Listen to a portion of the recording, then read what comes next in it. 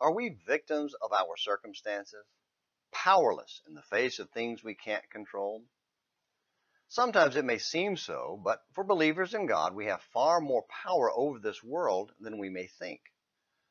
Just as Gideon had to learn to trust God, so it seems must we. As we stumble through these trying times, let's refocus on Christ and His kingdom and righteousness instead of the world and its current social pressures. We won't fix this broken world by succumbing to worldly pressure to use worldly pressure. So instead of fighting over who has the truth on the coronavirus, let's refuse the pressure to conform to this world.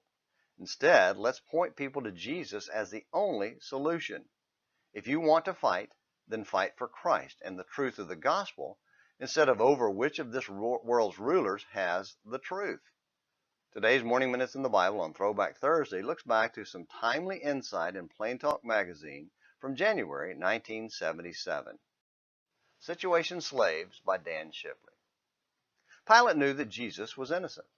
3 times he tells the Jews, I find no crime in him. John 18 verse 38, 19 verses 4 and 6. Still, he delivered him unto them to be crucified. John 19:16. Why? Because he succumbed to the pressures of the moment. He allowed himself to be influenced more by prevailing circumstances than by what he knew to be right. Pilate was a slave to the situation. Like Pilate, many others have allowed themselves to be dominated by situation pressure to their own detriment. Among such are the rulers who came to believe on Jesus. But because of the Pharisees, they did not confess it, lest they should be put out of the synagogue. John 12, verse 42. With them, acceptance and approval of men, avoiding man's disapproval, took precedence over pleasing God. Verse 43. They too became situation slaves. Peter was another who relented to such people pressure.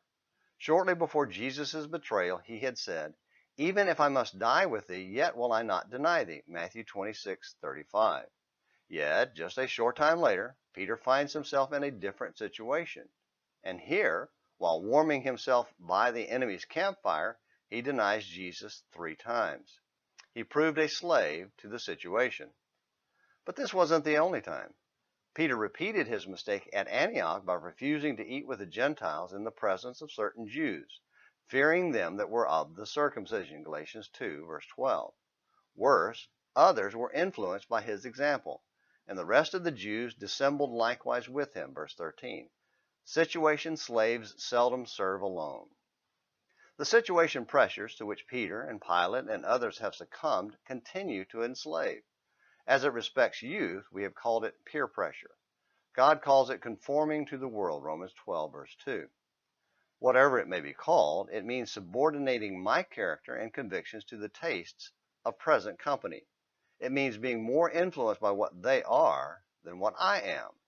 And, like those who feared being cast out of the synagogue, it shows a preference for the glory that is of men above that which comes from God. John 12:43. If what Pilate and Peter did seems bad, think of the Christian who actually prefers and courts the favor of the ungodly, worldly-minded sinner above God. And yet this very thing often happens under the pressures of certain situations.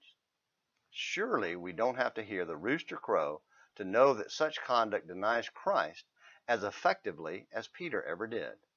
May God grant us the foresight to avoid deliberately placing ourselves in compromising and tempting circumstances.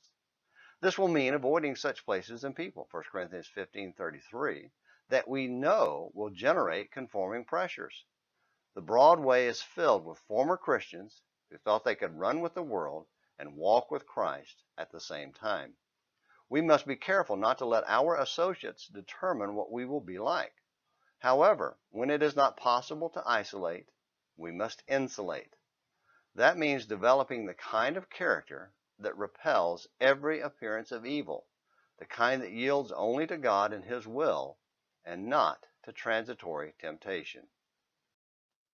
The rooster is crowing, my friends, because too many of us, maybe all of us to some degree, have fallen to the pressure of this world and become situation slaves. Throw off those shackles and chains and rise above as sons and daughters of the Savior.